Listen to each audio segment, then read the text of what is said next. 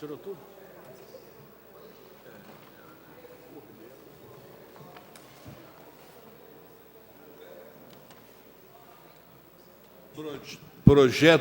Decreto Legislativo número 5/2019, vereador Renatinho, concede medalha São Francisco de Assis à professora Ana Maria Barros de Souza. Relator, vereador Rodrigo Fará. Conclusão. A Comissão de Constituição, Justiça e reunião realizada aprovou o parecer do relator, vereador Rodrigo Fará, favorável ao projeto do decreto legislativo em epígrafo. Sala da Comissão, 27 de março de 2019. Lido o parecer, senhor presidente.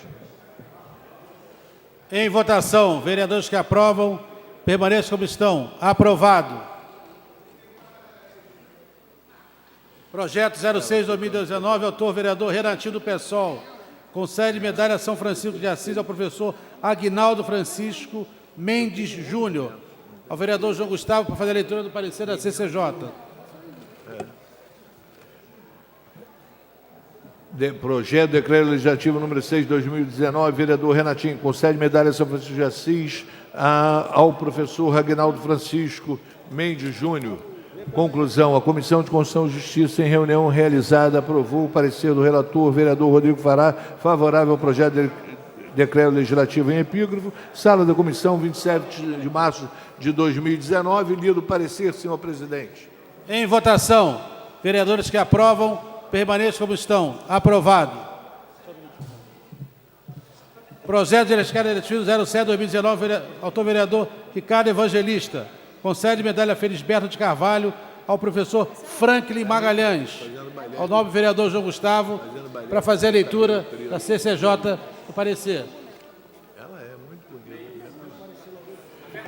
Decreto Legislativo 7/2019, vereador Ricardo Evangelista, concede medalha Felisberto de Carvalho ao professor Franklin Magalhães.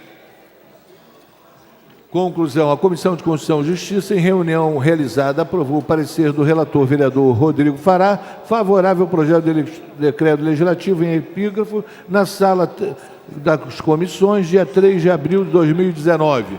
Lido o parecer, senhor presidente. Em votação, vereadores que aprovam, permaneçam como estão. Aprovado. Com a palavra, o novo vereador Beto Saad.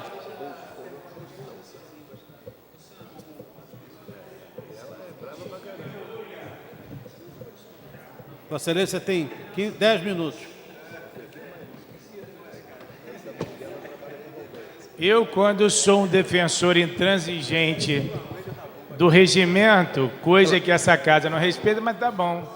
Ilustre vereador Leandro Portugal, pela ordem, pode falar, Vossa Excelência. Pela ordem. Só justificar a ausência do vereador Bruno Lessa, se encontra em Brasília, numa convenção partidária. Taquigrafia para registrar o nobre vereador.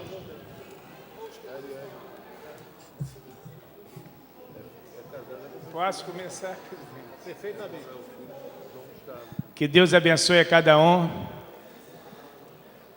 Eu queria iniciar minha fala, presidente, pedindo a Vossa Excelência, ao líder do governo, Carlos Macedo, que a gente possa priorizar o plano de cargos e salários dos agentes de trânsito que está com o prefeito, porque já estava nessa casa aqui tudo...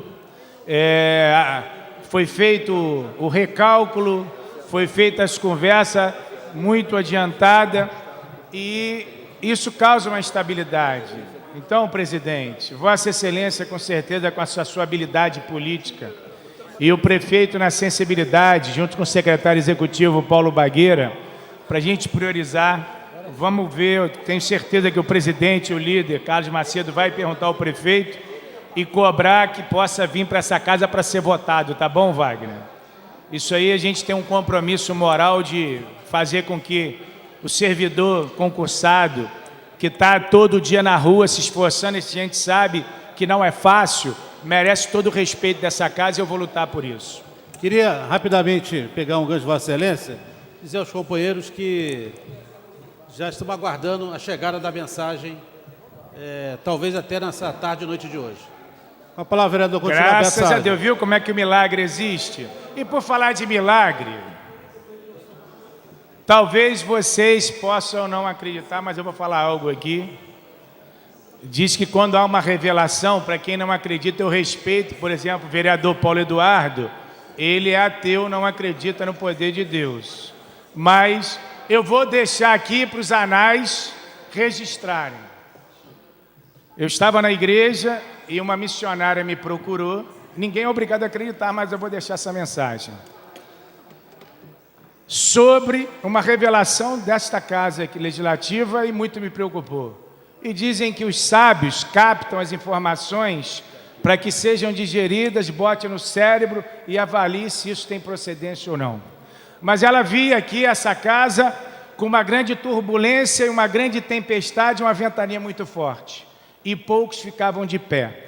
Então estou deixando isso aqui registrado, não como forma de conotação que não seja a verdadeira, porque eu não vou brincar com isso, mas a gente precisa avisar, e eu creio muito porque eu tenho a minha fé, respeito aqueles que têm outra fé, mas a gente precisa falar porque eu sou cobrado por isso, e Papai do Céu sabe. Mas enfim, o que me preocupa hoje, nessa cidade, é que a gente está politizando várias questões que, na verdade, são ações governamentais. O que eu quero dizer com isso?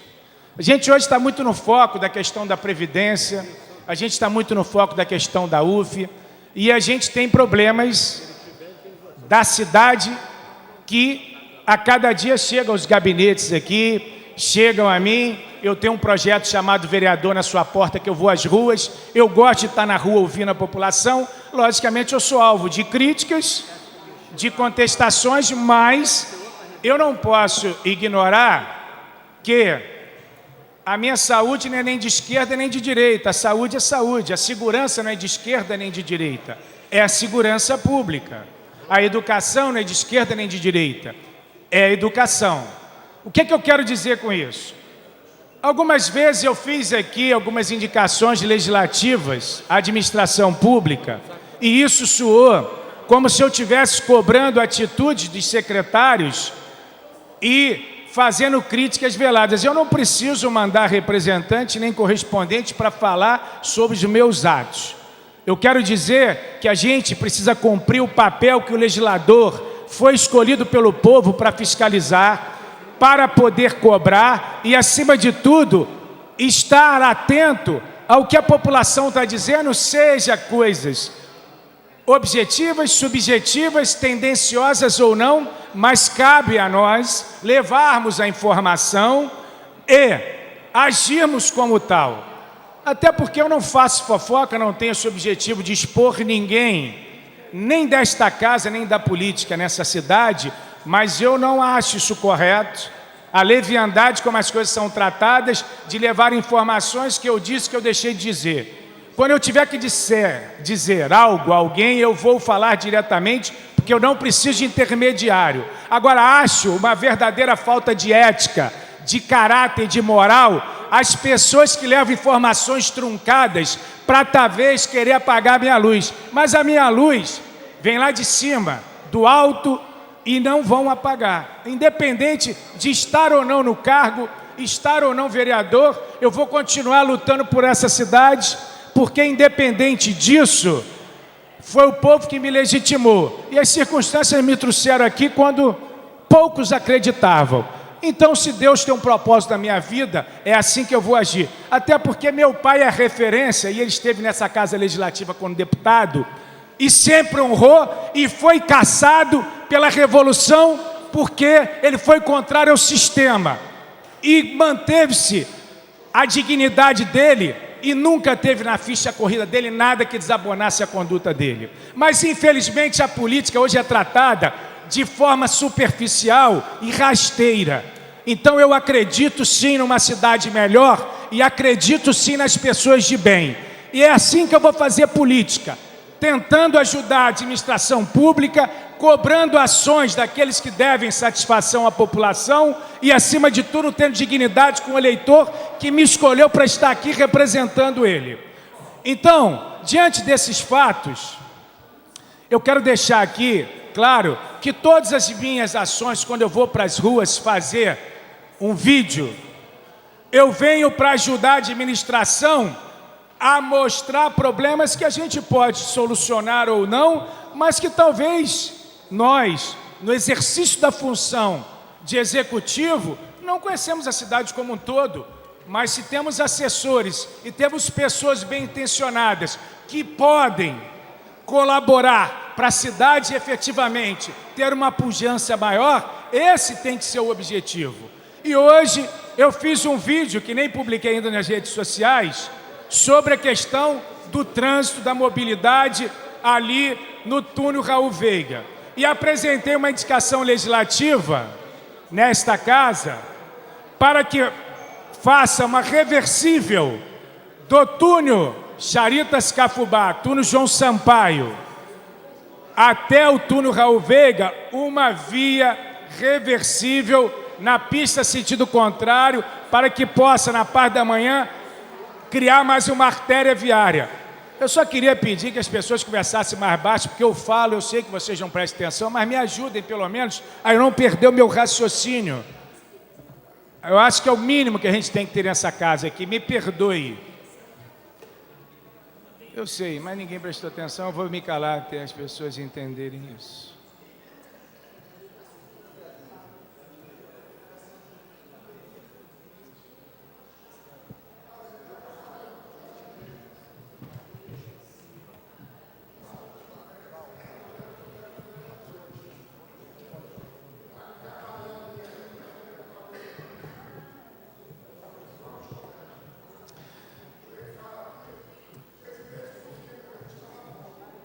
Continua, Beto. Por favor, palavra vereador Beto Saad.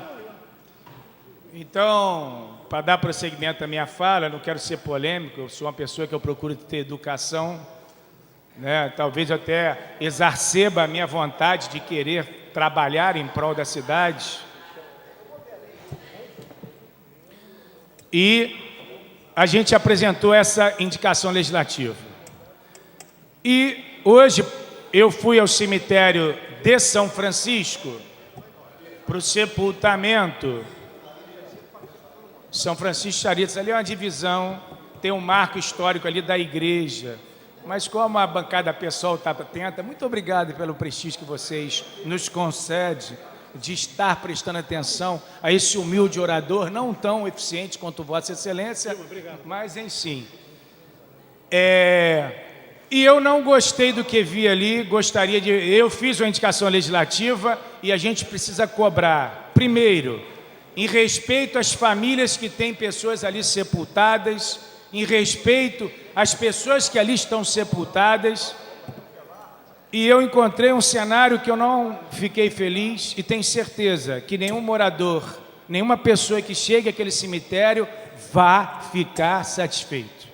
Está sem luz, não tem água, os funcionários estão privados de usar o banheiro, não tem limpeza porque não existe um funcionário para fazer a manutenção. Consequentemente, nós estamos com um problema e ali não está conseguindo fazer hoje sepultamento, a não ser de quem já tem o jazigo perpétuo. E eu tenho certeza que o prefeito é atento a tudo isso e gostaria de pedir à secretária de Saúde, que é responsável hoje por esta parte, de fazer uma verificação não só no cemitério de São Francisco Xavier, mas também no de Itaipu e no Maruí. Por que eu digo isso? Nós vamos ter Dia das Mães agora e várias pessoas vão lá celebrar e sentir e poder compartilhar com aquelas pessoas que ali estão sepultadas.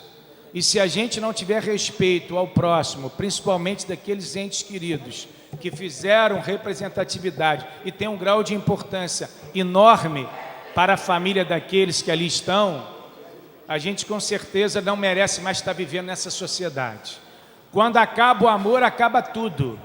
E eu quero pedir aqui, não num tom de crítica, mas num tom de alerta, para que efetivamente a gente possa tratar essa cidade para ser a cidade melhor para se viver e ser feliz, como é o nosso jargão. Enfim, o vereador Betinho falou sobre a reunião que nós fizemos hoje, que nós participamos. Foi transferido para a Secretaria de Obras os cemitérios, é isso? Então, Vicente Temperini, é isso?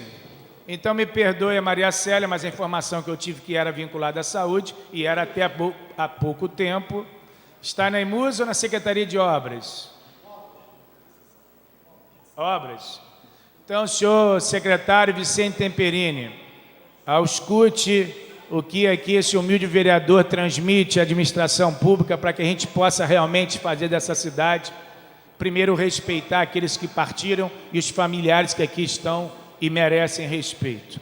Enfim, hoje teve uma reunião, como foi dito pelo vereador Betinho, com várias instituições do Sistema S, com a FEComércio, enfim, num plano de ação na área do esporte, da juventude, na área do idoso, uma reunião muito proveitosa, de muita valia, aonde foram abertas diversas discussões para que a gente faça um trabalho integrado e, efetivamente, Niterói, que tem o melhor IDH hoje do Estado, possa continuar na vanguarda, mas também priorize a política do idoso, uma vez que nós temos 96 mil idosos nessa cidade.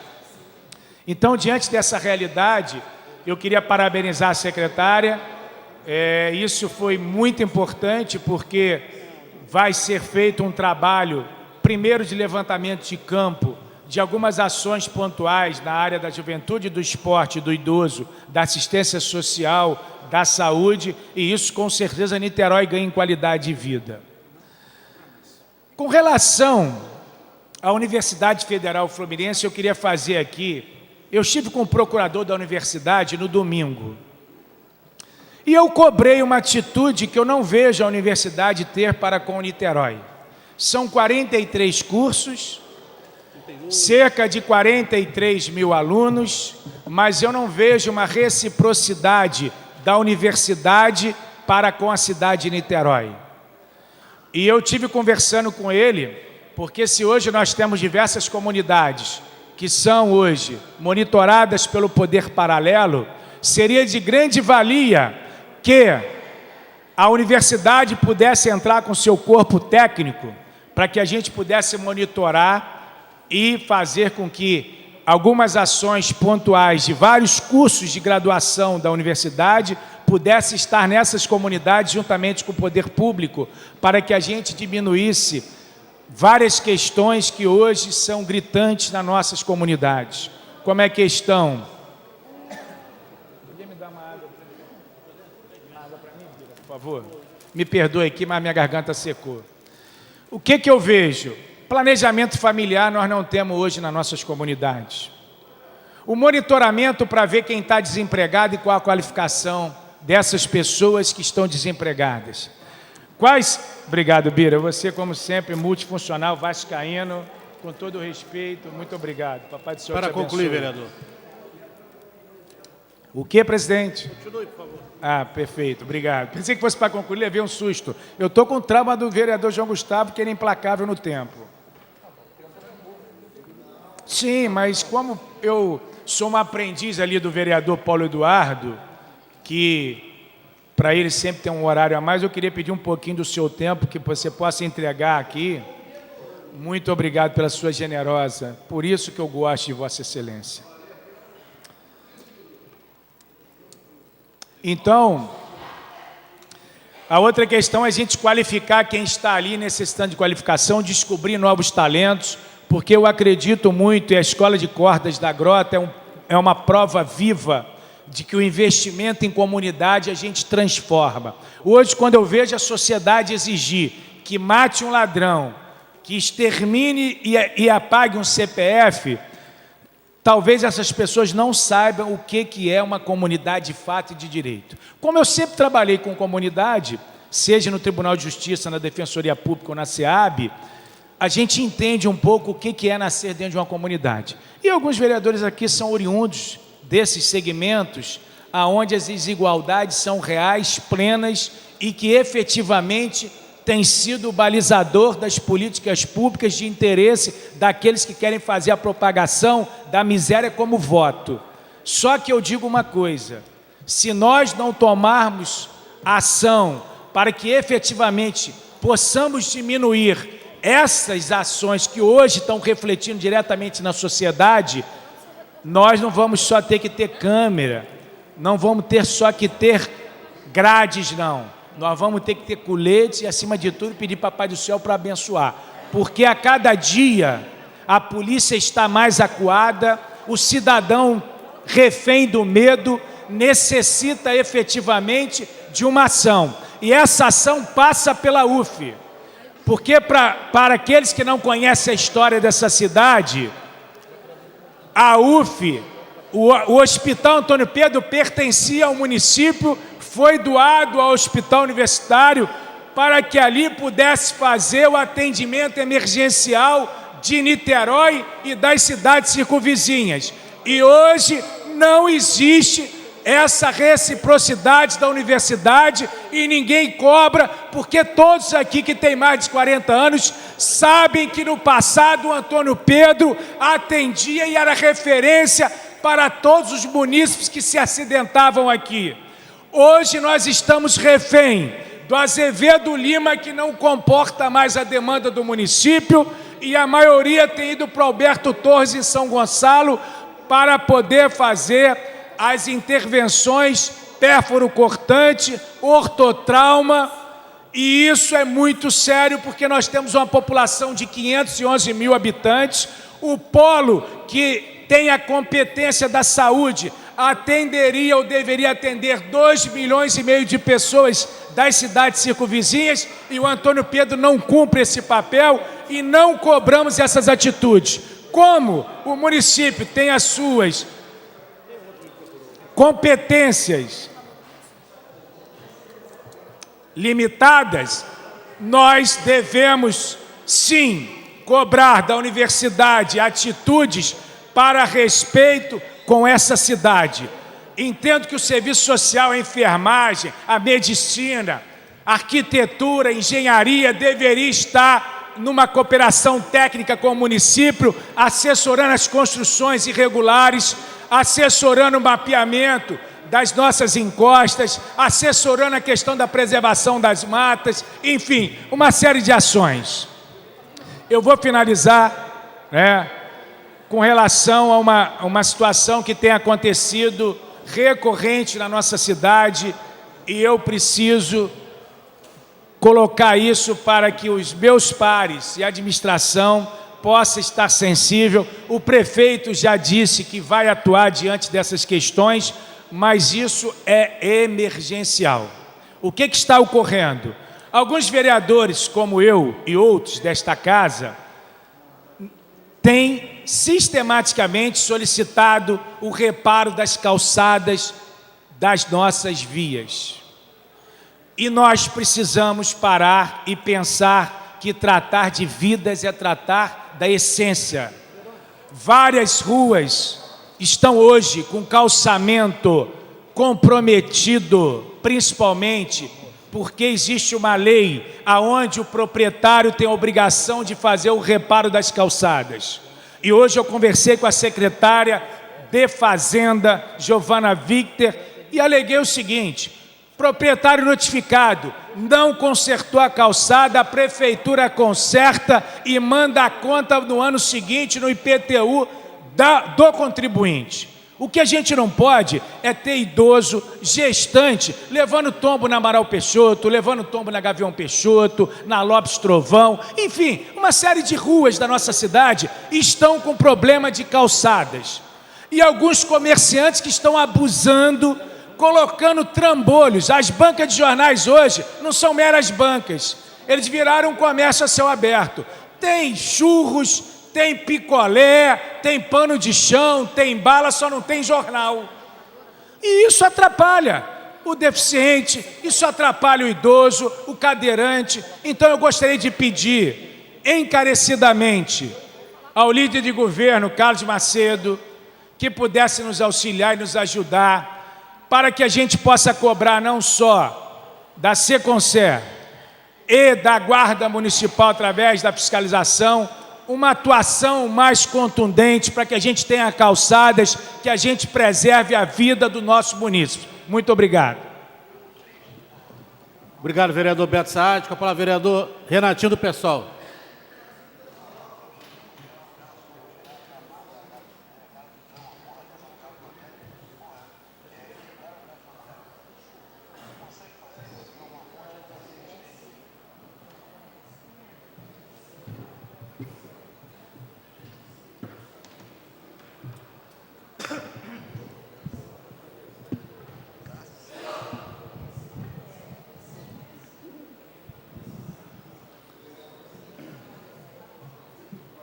Bom, gente, boa tarde aqui para todo mundo.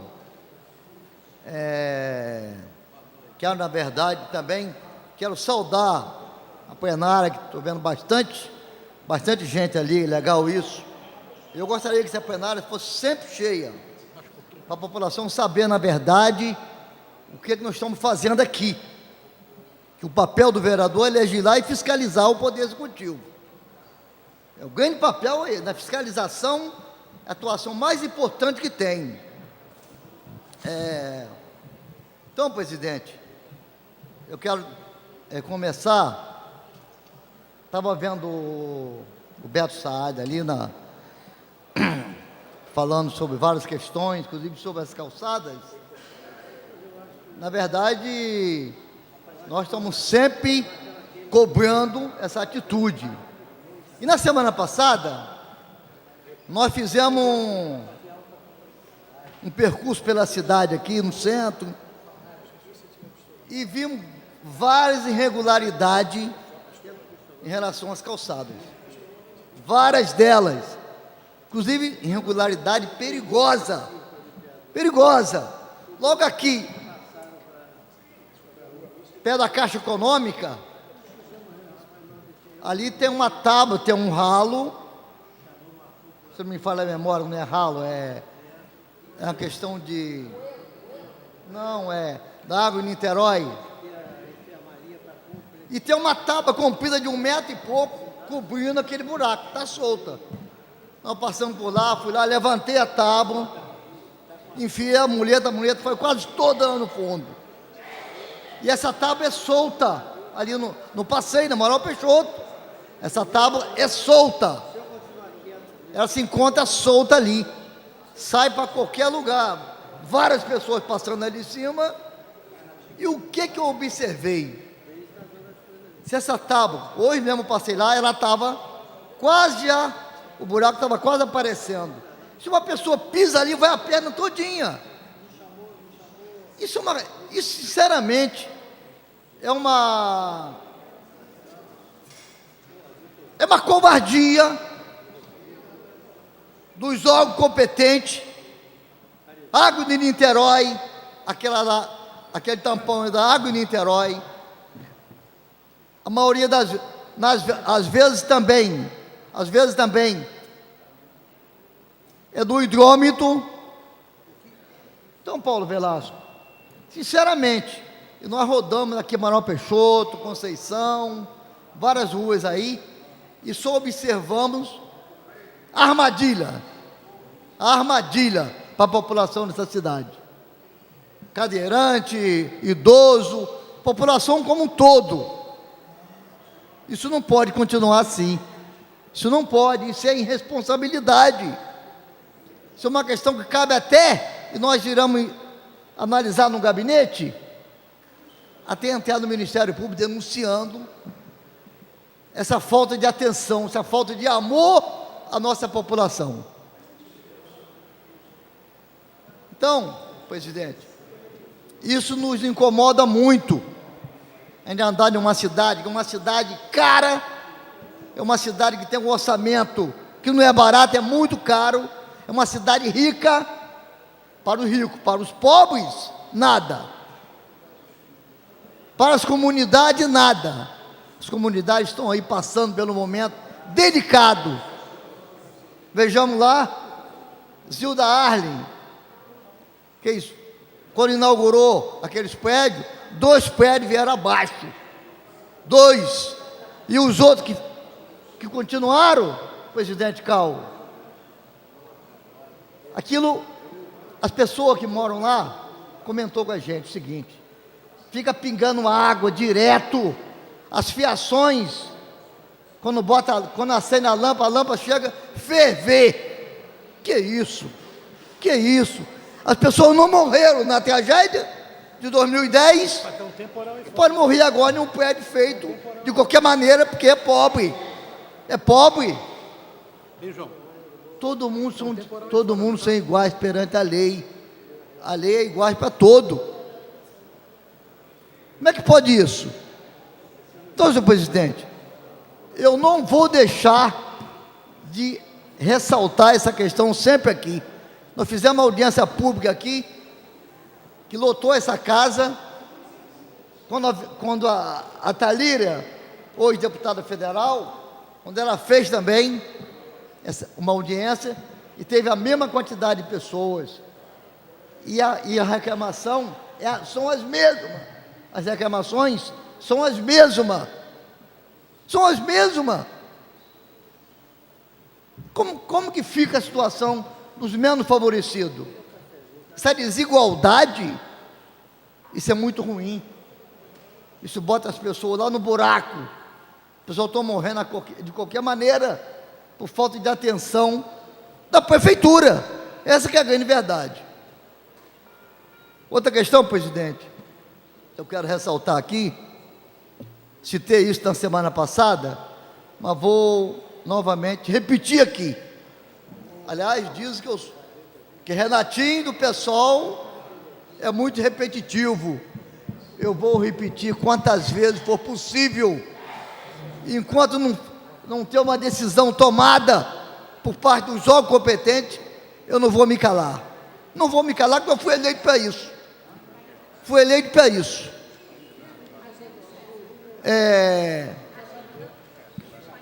Então, presidente, é a questão do corte do orçamento, que nós falamos semana passada, do corte do orçamento por parte do governo federal em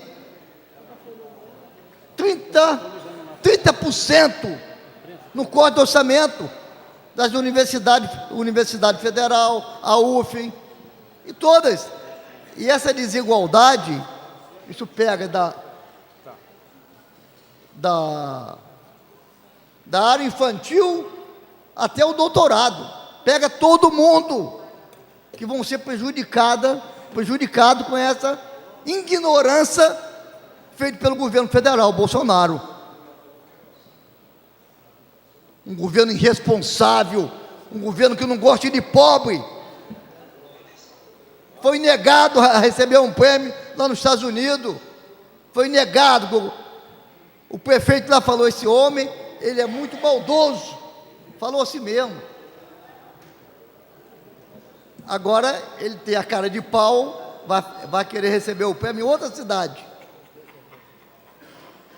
Essa reforma da Previdência, isso é um crime que ele quer fazer contra os pobres dessa cidade. É um crime. E tem gente ainda que torce o respeito, que torce pelo governo Bolsonaro. Tem gente ainda que torce e acredita, é um direito de cada um. Eu não acredito. Paulo Guedes é banqueiro. Ele fala que a reforma da Previdência é a solução para esse país. É um banqueiro. Um banqueiro, está vendo o lado deles. É muito cara de pau. Eu me lembro que eu estava até mostrando a Verônica, que quando a Dilma era presidente, não estou aqui defendendo Dilma não, eles falaram assim, é só tirar a Dilma que o país melhora. Já tem 3 anos. Já tem 3 anos isso. A gasolina era 2,50. Eu te mostrei, mas o que era? Dólar. Hein? Dólar, taxa de emprego. Taxa de emprego, olha aí, hoje tem quase 14 milhões de desempregados. Então tirou a Dilma e eles estão muito pior. Mas lamentavelmente os meios de comunicação fizeram aquela lenha dizendo para todo mundo, enfim, e botaram esse infeliz aí, hoje governando o nosso país. Vossa Excelência me permite? Pois não, Verônica. Muito brevemente. A proposta do Paulo Guedes, da reforma da Previdência, tem muita gente que não entendeu ainda. E Vossa Excelência abordou um aspecto que é muito importante. A gente lida com uma população cuja média da escolaridade é muito baixa. E não é só a questão da baixa escolaridade das pessoas. A maioria do nosso povo tem a crença de que quando liga a televisão e vê a Globo News, a Band News, ou que ouve ou liga a televisão ou o rádio em qualquer veículo de comunicação de massas, qual é o hábito do nosso povo? É acreditar. Se está na Globo, é verdade. Eu estou bem informado. Mas, na verdade, isso é mentira. Se você botou na Globo, você está mal informado pra caramba. Vota em Deus que ele está na frente. Você está sendo manipulado, com certeza. Então, esse é um aspecto importante quando a gente fala da reforma da Previdência. O processo de manipulação das pessoas. E eles ficam o tempo todo trabalhando nos meios de comunicação de massa que a reforma da Previdência é o único mecanismo de manter o sistema previdenciário brasileiro de pé. Esse é um elemento. Agora eu vou falar um segundo elemento que ajuda a gente a compreender o que o Paulo Guedes está tentando fazer. Hoje, a reforma da Previdência, o Estado, o Tesouro brasileiro, contribui, né? Porque vocês imaginem o seguinte, a maioria dos brasileiros, todo mundo, já ficou desempregado na vida, um período. Hoje a taxa de desemprego está batendo 14%. Com essa reforma da Previdência, a gente pode afirmar o seguinte, o que eles vão fazer na mudança do sistema é, ao invés, dentre muitas modificações que vão prejudicar o povo, tem uma que ela é fundamental, que é o seguinte, ao invés do sistema previdenciário receber contribuição com dinheiro do Tesouro Brasileiro, com dinheiro do Estado, com dinheiro público, agora o sistema vai passar a ser um sistema de capitalização. O que significa isso? Significa que você só vai ter previdência, só vai ter aposentadoria quando você estiver trabalhando e aí você contribui. É igual uma caderneta de poupança. Quando você estiver desempregado e você não puder contribuir, você está lascado. Ou seja, como é que você vai ter esse tempo de contribuição se em boa parte da sua vida você vai passar desempregado ou no emprego informal? Como que as pessoas vão fazer isso? Só a caderneta de poupança que a gente tem para poder botar um dinheirinho já é uma dificuldade. Você imagina você ter que contribuir para o sistema de capitalização que você vai dar dinheiro para banco, Renatinho. O que está por trás desse pleito de outubro de 2018 e muita gente não consegue ouvir, fica nervosa e começa a gritar? É que o que estava por trás, os interesses, são interesses muito poderosos. Agora, no Brasil, nós vamos ter meia dúzia de bancos que vão tratar da previdência do nosso povo. Vocês sabem o que aconteceu em alguns lugares do mundo, como no Chile? Os bancos quebraram. Quando o banco que é privado quebrou, vai chorar na cama que é lugar quente. Teve idoso dando tiro na cabeça, se matando. Suicídio, altíssimo índice de suicídio em países, por exemplo, como o Chile, que optaram por esse sistema de capitalização selvagem. Porque agora, na hora da gente se aposentar, a gente tem que cobrar do governo.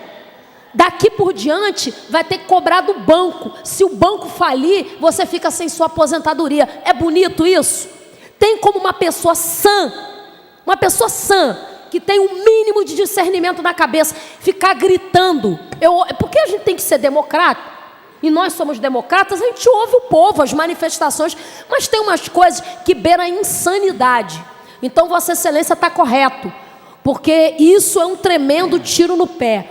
O cara que é pobre, que é trabalhador, que ele concorda com a reforma da Previdência, eu não tenho nem palavras, porque o banqueiro concordar está correto, agora o trabalhador, falta juízo.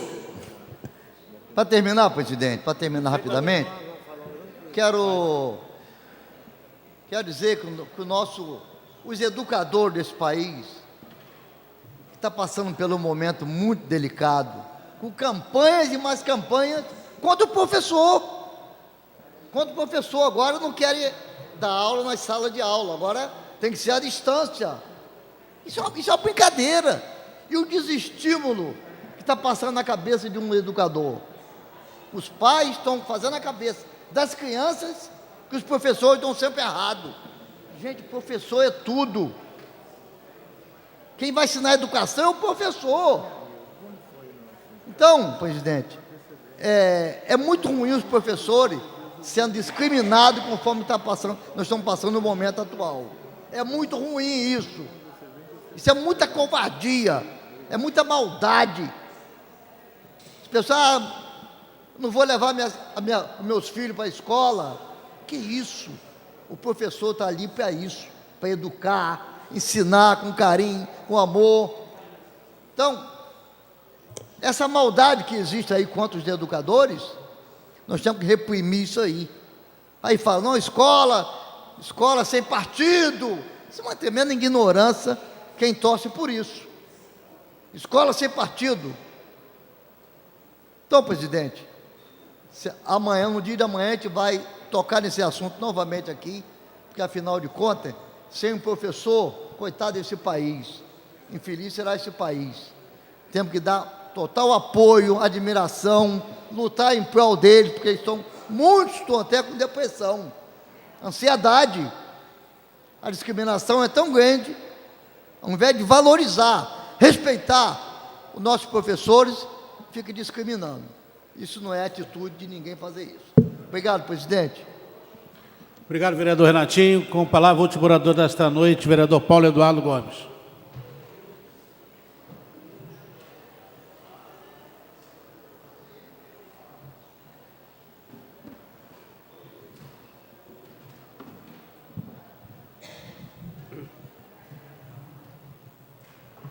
Só para avisar que hoje não vai precisar de van para levar os funcionários em casa, porque a gente vai falar pouco tempo. Doamos 5 minutos ao Beto, e agora eu vou falar em 15 minutos. Isso significa que 7 e pouco, todas as pessoas estão dispensadas para se dedicar à solução dos problemas da cidade, com muito mais tempo, apesar de não ter mais horário de verão, etc., já está escuro.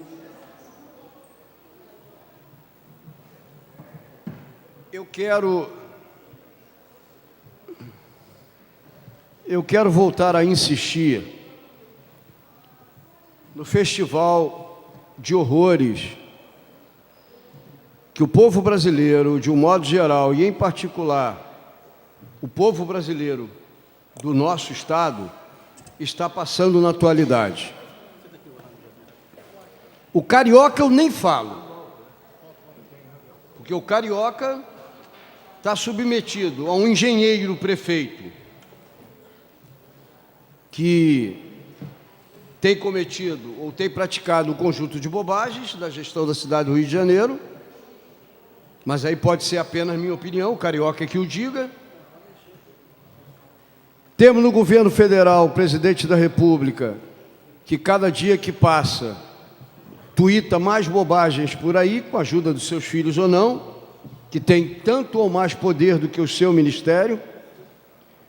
E temos um governador do estado que agora deve ser um grande admirador da série do Rambo, e que pega um helicóptero das forças de segurança, pega um trabuco enorme, vai para Angra dos Reis e fazer, não foi um selfie porque não dava para ele segurar o celular e ao mesmo tempo segurar aquele trabuco que ele estava na mão.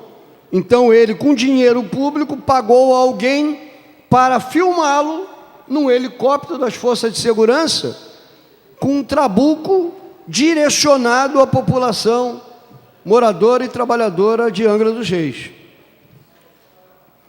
E depois do seu show de truculência, devidamente gozado ou ridicularizado pela Folha de São Paulo, que fez uma charge em que do alto de um helicóptero alguém metralhava lá embaixo a educação, a saúde, e uma série de outros direitos, a Previdência do Estado, esse governador, ao cabo de um dia de trabalho excitante, tal qual Rambo, vai se hospedar num hotel de luxo de Angra dos Reis. Porque, afinal de contas, ele atira na parcela pobre da população de Angra dos Reis, mas depois vai curtir o delicioso luxo e o conforto de um hotel de luxo de Angra dos Reis. Esse é o governador, que acha que pode se dar ao luxo de fazer essas bobagens, porque tanta bobagem faz o prefeito do Rio e tanta bobagem faz o presidente da República, que ele acha que a população está esquecendo que ele é o governador. Governador que ganhou uma eleição numa onda de mudança radical, só não sabemos, e estamos sabendo agora para que se mudou, disse, entre outras coisas, que abandonava a magistratura por amor à causa pública. Abandonou um belo salário como magistrado para concorrer ao cargo de governador do estado por amor à causa pública. Esquece de dizer que, se não tivesse anunciado a magistratura, seria provavelmente expulso da magistratura pelos processos que corriam no Conselho Nacional de Justiça contra ele. E a população acreditou que ele estava fazendo um grande bem à população saindo.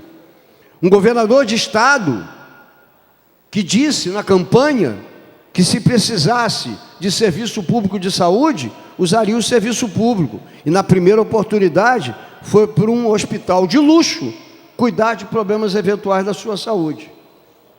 Então, o povo fluminense está sendo submetido a um conjunto enorme, há muito tempo, de desgraças plantadas e semeadas há muito tempo, cujos efeitos nós assistimos no dia de hoje, a começar pela quadrilha do PMDB, e só espero que não diga que eu estou falando pelas costas, porque nós não temos ninguém representante do PMDB aqui hoje.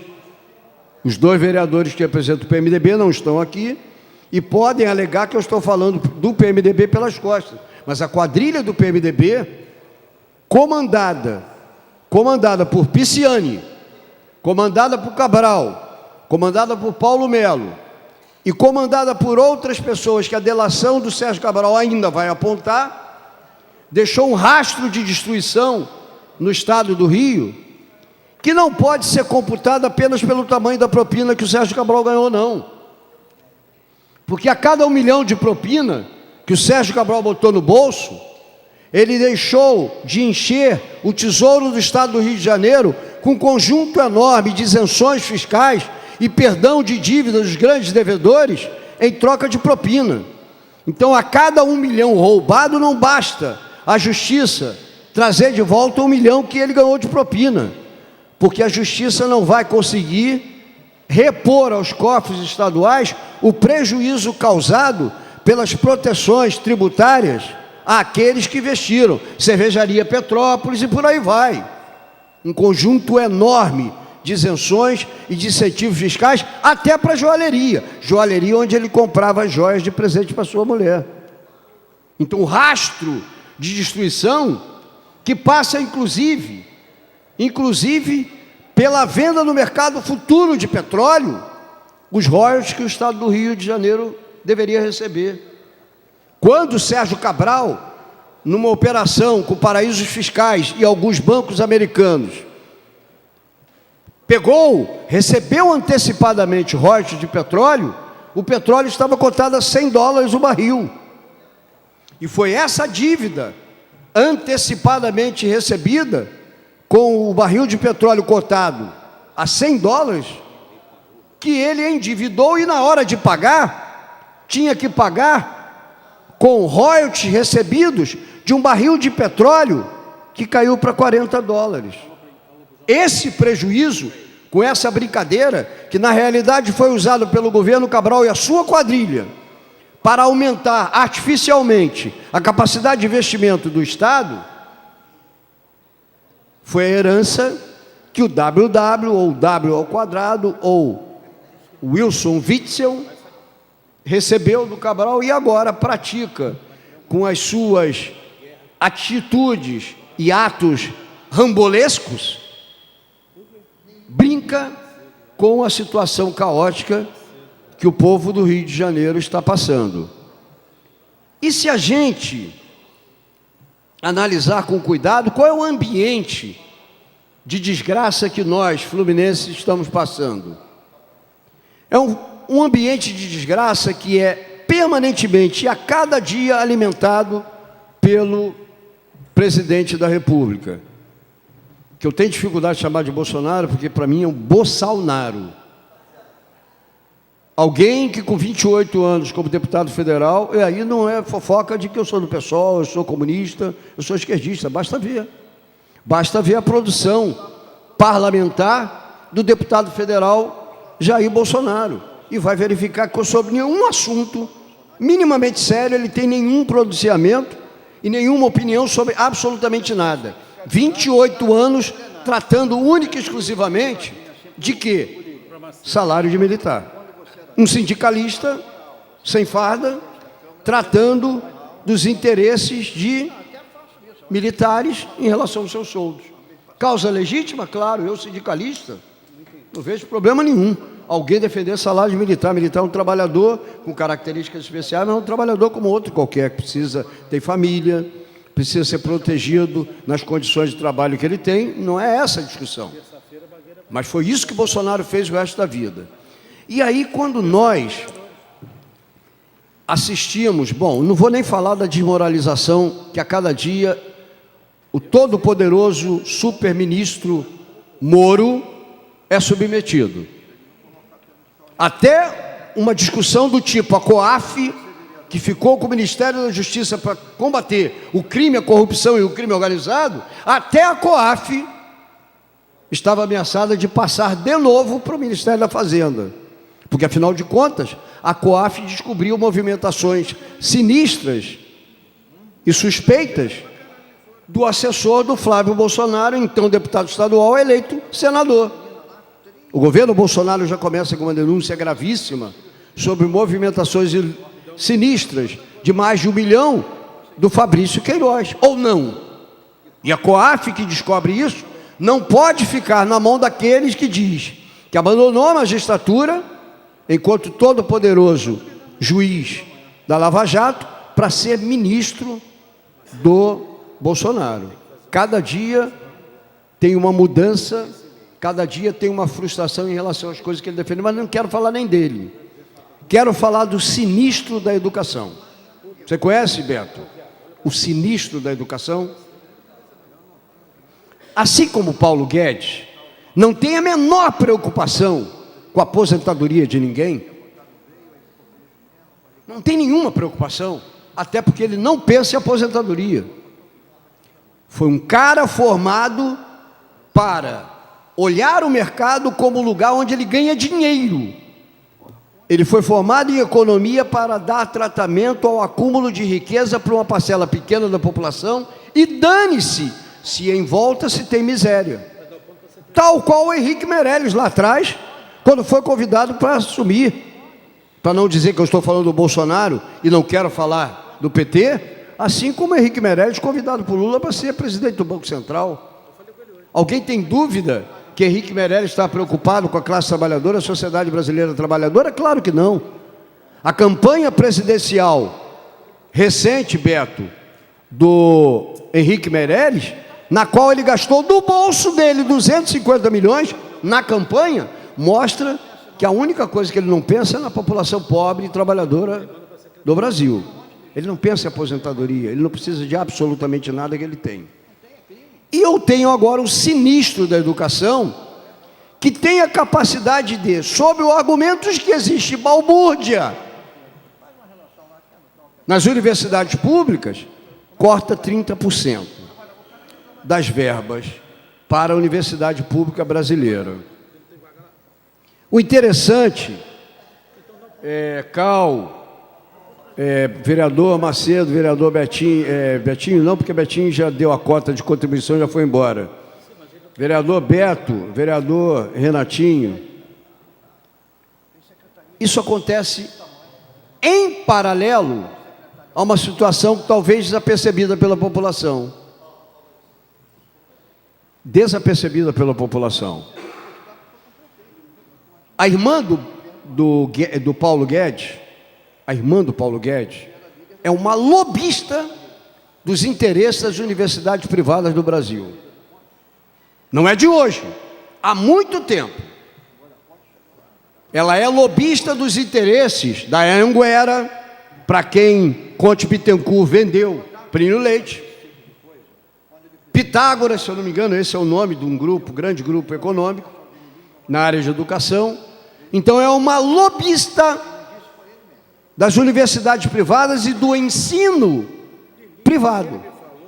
Ora, no governo em que o seu irmão, que só pensa no mercado, formado pela Escola de Chicago, para tratar dos interesses do capital, tem uma irmã, que tem o seu irmão no governo, como homem forte da economia do governo, e que ao mesmo tempo tem corte de verbas nas universidades públicas, no mínimo eu, como militante atento em defesa da universidade pública, em defesa da classe trabalhadora, no mínimo eu tenho que dizer que o corte linear de verbas nas universidades públicas tem como objetivo enfraquecê-las mais ainda para favorecer o interesse da escola privada, que a irmã do Guedes, Elizabeth Guedes, trafica no governo.